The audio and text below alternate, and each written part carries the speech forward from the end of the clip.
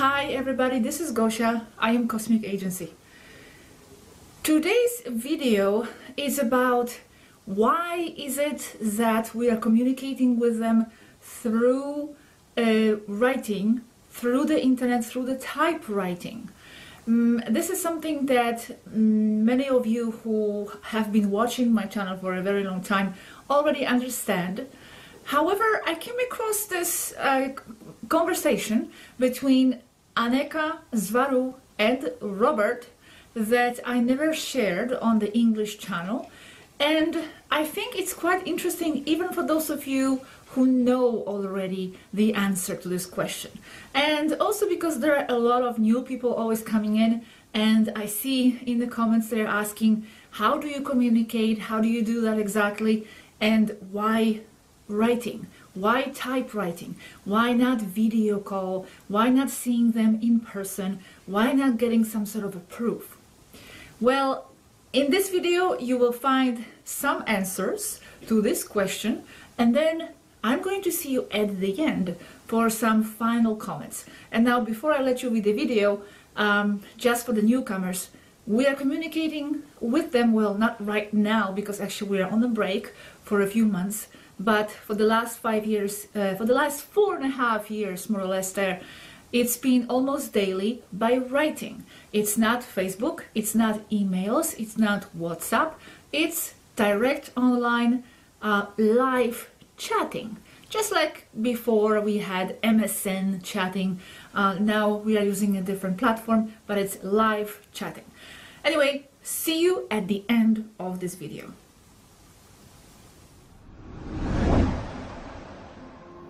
Originally in Spanish, between 2019 and 2020. Aneka, why the keyboard? Many ask this question. And why are you limited this way and all of that? People think you type with your mind on some holographic screen. They watch a lot of Tom Cruise movies. They see that and they think that everything is just like that. Minority Report, yes. Yes, we do that, but with a holographic system. Digital and holographic ones don't mix. If you connect them, they saturate the digital to the point of collapse. And because it's by design, we are supposed to be known to be much stronger mentally and can be invasive and even unfair. Typing keeps us on equal terms, and even when you talk and we type, then you have the advantage. If it were not so, we might unintentionally have a mental hold on you, too strong. It is happening as it is. The same goes for the weapons of the Hajj-Malim. They have to have human weapons, so they don't lose any, among other reasons why, and to be on equal terms. That's right. And because if we use direct means, we would give too much evidence, and you don't want that on many levels. For example, if you could see me, you would understand that I'm on a ship right away. If it were video conferencing, or even if I were to speak, I would have too much influence in general.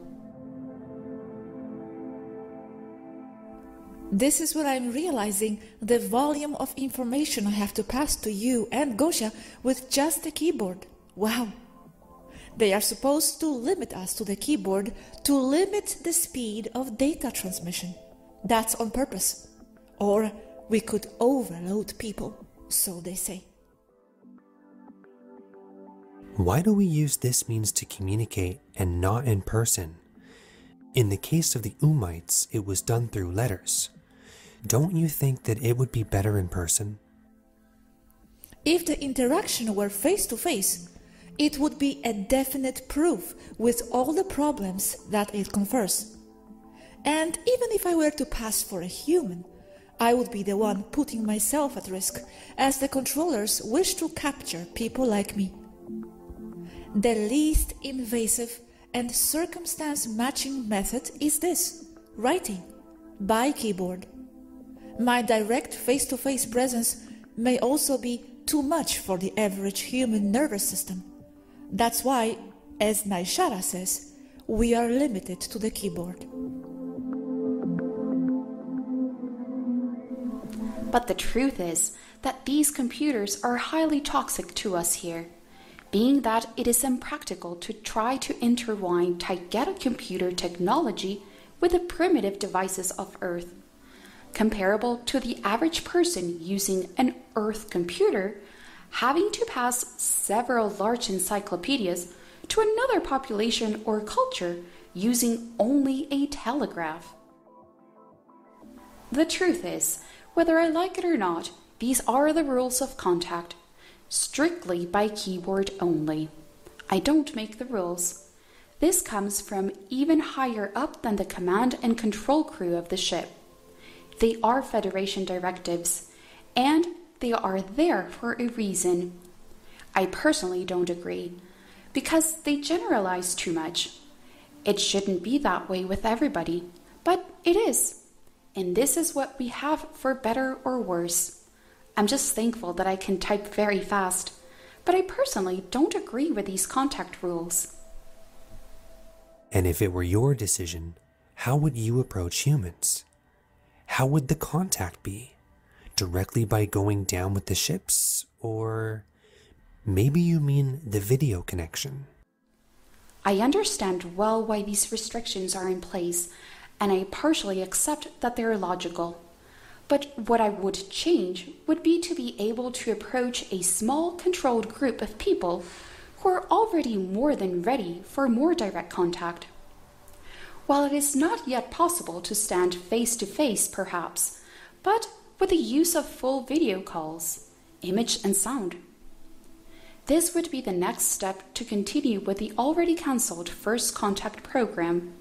Already cancelled, but continuing on a small scale, because at this moment there are less than 20 people from Taygeta that could actually converse or chat with someone from Earth, being that the actual contact group can be counted on the fingers of one hand. I am mostly referring to video connection. Going down is dangerous for us. I am referring to removing or dispelling stereotypes about Pleiadians, that they are androgynous, that they are all white-haired, that they are etheric energy, all New Age. That concept has done a lot of damage because it impacts credibility. While the term Pleiadians is an extensive one, and there are many races, I can only speak from my own. We are different, yes, but we are physical. We are biology. We are tall, short, long, dark hair, light. I mean, we are people, just more people. I use the keyboard because I have fingers. The keyboard is plastic, like yours. But this changes the whole concept of ETs that you may have. The concept of more humanity.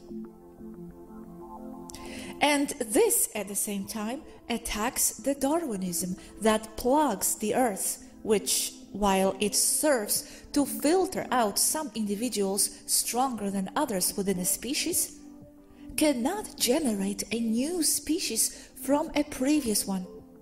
This sounds like creationism. The humans can only see two options, science or creationism, and do not understand a third option. A more complicated option that has to do with the creative or manifestation intention of every consciousness that intentionally desires to enter into a physical world for the experience that this would give them. So, one thing leads to another. Your clearing up old misconceptions about Pleiadians carries a consequence. You seem very human, yes. Because we are the same species. That's why our photos are used as means to attack us. Yes, we differ in genetics, but we are of the same Lyrian branch. That's why we say we are more people, not angelic light beings. There is more humanity outside of Earth, much more. But people do not accept it, because they have been under the mental control of Darwinism that was imposed by the cabal. Charles Darwin was a 33rd degree Freemason to control the other naturalists of the 19th century. It's just that, as you see, it's a touchy subject because of what I'm explaining. As Aneka says, there is no ET, more difficult to understand and accept as real than the one that looks like you in the mirror. But that is also precisely why it is up to us to have direct contact and not to the Diezlientiplex, Arcturians, for example. Humanity was not born on Earth. Far from it. We do differ inside, genetically. There are differences. But others, like the Centauri, who are 100% like humans, are only more humans.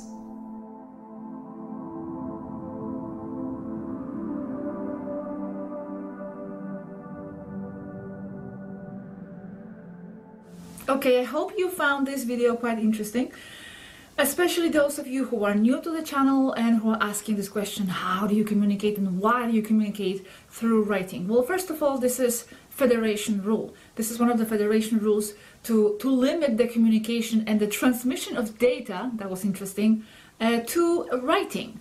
Because this way, as they imagined, the transmission of data will be less and they will not be able to transfer and transmit and broadcast such a large amount of information, which actually turned out not to be true. And that is thanks to the team up there, well, to the main girls who have spent, and boys, who have spent many hours, many times daily on transmitting this. And thanks to us for being receiving and open to this contact. It also has to be mentioned that apart from writing, we also had audio with them a few times. Well, actually, we speak and they can hear us and they respond back in writing, but a few times it happened that we did hear their voice. We heard Dorca Lel a few years ago, Pilot, and then we heard Yaski a few times as well, even though her voice was a little bit distorted because it's still not allowed to be sending audio transmissions, so she had to apply certain filters. Still, we could hear her laugh and smile and pause and talk and sense her energy. The interesting thing here that was mentioned, that I actually never mentioned in my videos when people ask me why is it done this way, is that they want to be on equal terms in order not to overload the person. I can even tell you that even by writing and receiving their answers and communicating with them in writing, even that sometimes is overloading too much, because there's so much information and there's so many concepts and such metaphysical and mind-expanding concepts. So the idea here is that if you were standing in front of them and hearing them, that could be quite a lot to the human mentality in the human brain. So us both typing back and forth equalizes the terms of the communication. Now, something interesting here in this conversation that you could see was that Aneka actually doesn't agree with these terms of contact imposed by the Federation. She is ready, and she was ready, and she wanted to communicate with a group of people who were open to the contact and more than ready for such a communication for quite some time. Actually, in the beginning of our contact experience, when Svaru was still around, actually we did have some groups here and there. I was introducing them to the people, so they were still open to that. And it's interesting to see that Aneka says that she would like more. She would like to be able to do conferences, video and audio, and that she doesn't agree with those Federation rules, even though she understands that some of them must be there in place. Now, and this is something super important. This is a very important point of why this is done in writing and no more, let's call it proof, even though I wouldn't regard that as proof either, no more proof can be given, like video conference or something in that effect, to that effect. Why? Because it is a security violation for us. It would actually put us in danger, because giving an evidence, proof of sort, in this way would leave no room for incredibility. What actually protects us here is that there is no specific proof. So there is still an open window for, making this contact look incredible, not real. And that is actually what protects us. And that is what keeps this contact safe. Giving more at this point would be too much and would endanger us and this whole project. Now, some people say, and some people ask, why don't you show us how you chat? Why don't you ever show us how you are typing and then responding? Well, actually, I never even thought of that, because in my mind, that was never really a proof of anything. I'm just assuming that everybody is believing what I'm saying, that I'm having these conversations, and Robert with them, because even if I showed how we are typing and how they are responding back, I mean, how do you know I didn't set this up? I mean, if I was here to lie to the people, then I would. How do you know I wouldn't just ask a neighbor or someone sitting next to me on the couch with the computer responding? How would you know that's them? So that's why it never even occurred to me to show that, because what does it really prove? But, and this is interesting point here, if you are interested in that, there was actually a person in the Spanish channel, a YouTuber, an investigator, a young guy in Spain years ago that actually had one or two, I don't remember, chat. I think it was with Varu or with Yaski, I don't remember. The dates are becoming blurry at this point to me. And he recorded it. Not only did he record it, but he made the whole, like a documentary about this contact. He interviewed Robert, and he's presenting in his video, and I'm going to link you with the video in the description box below this video. It's in Spanish, but you can still see it. And he's showing actually a part of his conversation with Svaru. I'm going to tell you exactly what minute of the video that is, so you can actually see it in action. He documented it. Now, if I was even to show you not only that, but the video conference, forget the audio, video conference with them, some kind of a video chat with them, I mean, what does that prove? I believe in my mind that nothing we would ever show would be a proof of anything. How do you know, because they are people, they look like people, how do you know it's really extraterrestrials? Even if you see spaceship and stars and planets or whatever behind them, how do you know it's not a Photoshop? How do you know it's not added digitally? I mean, nowadays it's just impossible to know what's real and what's not real.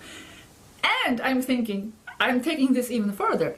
Even if I was with them on the ship and I was recording everything and then I would share that with you, how do we know this is really an extraterrestrial ship?